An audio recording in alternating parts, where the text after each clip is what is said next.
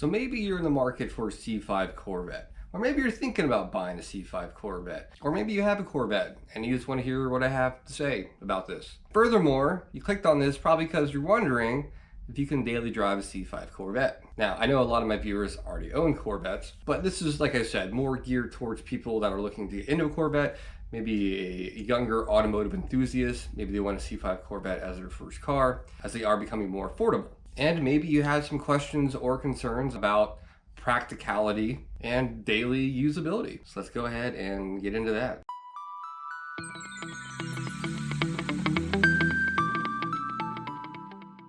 All right, welcome back to the channel, guys. I've had kind of a few days off of YouTube here.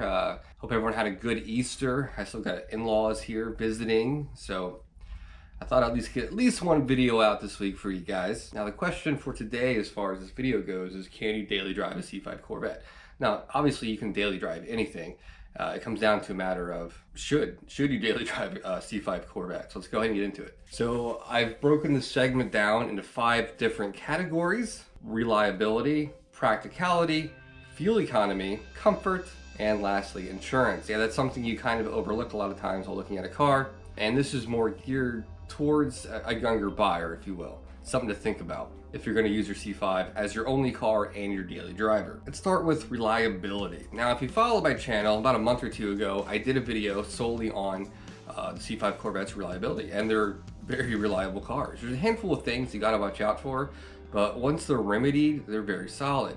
Like I stated in that video, it's got an LS platform, a super stout driveline, and a very simple design. Not overly complicated with electronics, and when taken care of, these things can easily last 3, 4, 5, 6, 700,000 miles.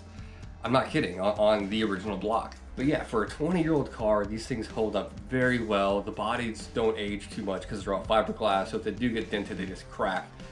But yeah, these things look very, very good for their age. And the cool part is almost anything that goes wrong with these cars have been sorted out by someone on YouTube or a forum, etc. So if you're mechanically inclined, you're not going to be worried about buying a C5 Corvette. If you're just getting into cars, it's a good fun platform to kind of jump off into the car world. The aftermarket scene for these is amazing. I'm kind of getting off track with reliability, but yeah, so C5 Corvette is very reliable and you can daily drive it. All right, number 2, practicality. Now this one's kind of relative to your lifestyle, and everyone's gonna have a little different perspective on this. Now, obviously, if you have a child and this is gonna be your only car, probably not a good idea. I mean, you could put the child in the trunk or in the hatch. I mean, you shouldn't, it's highly illegal, but you could, but you shouldn't. If you're watching this, I'm not saying put your damn kid in the trunk, all right? Just don't do that. But I guess you could put a car seat in the passenger side. I don't recommend that either. But yeah, if you're a single parent or a couple that only has one car with a kid, probably not a good idea. With that being said, there's a lot of cargo space in the C5 Corvette, more so in the coupe than the FRC, which is right here, C06, same thing, kind of. But yeah, a lot of space in the coupes. You can easily do a Costco, Sam's Club run in a C5 Corvette. Plenty of cargo space. Now, however, this is not an all-weather car. If you live somewhere up north where it gets a lot of snow, the winters are kind of treacherous, and this is gonna be your only car and you're gonna daily drive it, I don't recommend it. With all-season tires, these things are just fine in the rain. It gets a little slippery. Any snow on the road or any ice, you're gonna have a bad time, even with all-season tires. Now, people do take these out in the snow, and I've seen pictures and videos of people doing it. I don't recommend it. They're not a heavy car. It's got a large footprint paired with rear-wheel drive, a lot of torque. You know, even with spikes on your tires, it's so low, you're gonna get stuck in the snow. So be cognizant of weather. And lastly is traffic. If you want to get a standard transmission, be cognizant of traffic. If you're going to daily drive this thing, if you live in an area like LA, DC, New York, any big city really, driving a clutch can be kind of annoying, especially if you got an upgraded clutch or the Tick Master cylinder, which you should get in any C5 Corvette. It adds a little muscle to the pedal feel, not a lot, but if you're sitting and stopping in traffic for an hour or so, it's kind of taxing on your leg, so be cognizant of that. Now, I wouldn't say get an automatic just because of traffic, but I would recommend not getting a daily driver in a lot of traffic. C5 should be your secondary car in that scenario. But again, if you don't mind it, you know, just something to think about. All right, fuel economy. You might be surprised to know that if you don't drive this thing like an asshole, you can get upwards of 28 miles per gallon on the highway, around 19 around town. If you do drive like a total douchebag, you're gonna get maybe combined 14. Yeah, if I take a trip up to DC from Virginia Beach, I can get there and back almost a round trip, which is like 420 miles on one tank if I feather the throttle. But again, if I drive like an idiot, I might get half that. Yeah, fuel economy is not nearly as bad as you would think. The car is very slippery through the air. It doesn't weigh that much. And as gas prices keep creeping up, these things do require premium fuel. Could start to add up every month, your fuel bill. So just something to think about. All right, next we have comfort. This will depend on a few things: your trim level, where you live as far as how your road conditions, and your overall health. So you can get a base coupe that has the magnetic ride, which is touring or sport. Touring makes the shocks very soft. It's a very supple ride. Of course, when in sport, it's a lot more rigid. As you go up through the models to a FRC or Z06, the suspension is a little more race inspired. It's a little more stiff. And the car itself is very rigid, especially in FRC form. It's a very rigid car. Coupled with the fixed leaf spring and the Bilstein shocks, it's a very stiff ride. But even in this trim, it's not crazy. It's not going to break your back or anything, but it's not by any means driving like a Cadillac. It's pretty stiff, but livable. If you're older or larger in size, or you have bad knees or a bad back, getting in and out of the C5 Corvette, or any Corvette really, it can be kind of a chore. And if you're going to do that multiple times a day, that's something to think about. Egress can be, even for me, I'm not a large guy by any means. I'm 6 foot, 175 pounds. It can be kind of a pain in the butt for me. You get used to it, and it's kind of hard to let cool getting out of a Corvette because you're so low. It's hard to do. But that's something to think about if you're bad knees, health, age. So don't assume you're going to get one. You're going to hop in like an SUV.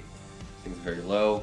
I think the rocker panel over here where you step over, maybe 9 inches off the ground. The car sits maybe 4 inches off the ground. So be ready for that.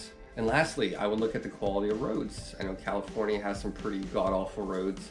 Northeast, up around Chicago, just because the weather, the roads suck, a lot of potholes. Not only is it going to wear your suspension components a lot quicker, it also might make you due for an alignment a lot sooner as well. And you also have the risk of breaking a rim too, especially if you have the magnesium option rims. Those are very fragile. So road conditions are also something to think about. And lastly is insurance. This is something, like I stated earlier, people don't really think about this too much. But if you're under 25 and have any driving infractions, your insurance is going to be a little more. Insurance, it's based on quite a few factors: your age, your insurance company, your driving record, what kind of car you have. So no one's going to be exactly the same. For reference, I'm 36. I insure 3 cars myself: my Corvette, my Mini Cooper, and my Ford Explorer. And I pay about $107 a month for my insurance. Now that's with my Corvette as my weekend car, if you will. I have listed as my primary driver on my policy as a Mini Cooper, and that saves me quite a bit of money. Now if I was to have this as my sole commuter car, my insurance might be around, assuming I keep the other 2 cars, $150 a month. That's something to think about. A lot of people don't even think about this insurance on a Corvette. But yeah, if you're under 25 and any kind of tickets, I'm curious to know what your insurance is. I really have no idea. Yeah, there's also a lot of factors too, and also where you live will also contribute to what you do pay in insurance. And if it's garage or not garaged, of course. And a lot of younger guys don't have the luxury of having a garage, and if you're starting out, I get that. And that's another thing insurance company will ask you about.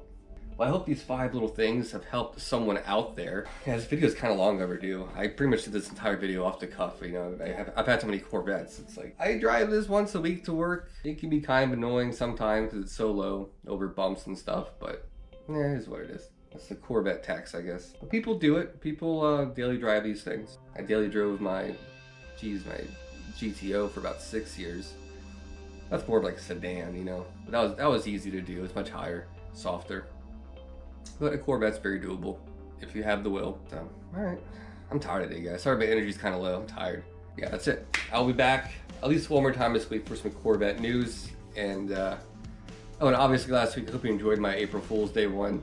That was all horseshit. A lot of people didn't watch all the way through. They got a little butthurt. Obviously, I'm not swapping my LS6 for a freaking rotary engine, you know. But, it was fun. I had a lot of fun doing it. I hope you guys enjoyed it. All right, I'll see you guys later this week. Mark out.